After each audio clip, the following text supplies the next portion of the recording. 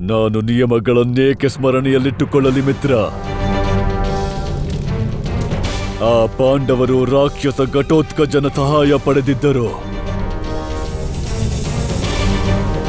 ನಾವು ನಾಗರಾಜ ತಕ್ಷಕನ ಸಹಾಯ ಪಡೆಯೋಣ.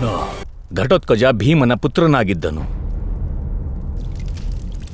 ಅವನು ರಕ್ತದ ಸಂಬಂಧದಿಂದಾಗಿ ಯುದ್ಧದಲ್ಲಿ ಭಾಗವಹಿಸಲು ಬಂದಿದ್ದನು. ಆದರೆ ತಕ್ಷಕನಾಗನು ನಮ್ಮಲ್ಲಿ ಯಾರ ಸಂಬಂಧಿಯೂ ಅಲ್ಲ.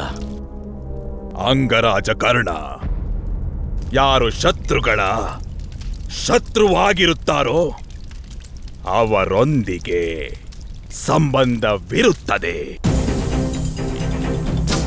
ಸ್ವಾರ್ಥದ ಸಂಬಂಧ ಹಾಗೂ ಸ್ವಾರ್ಥದ ಸಂಬಂಧವು ರಕ್ತ ಸಂಬಂಧಕ್ಕಿಂತ ಹೆಚ್ಚು ದೃಢವಾಗಿರುತ್ತದೆ.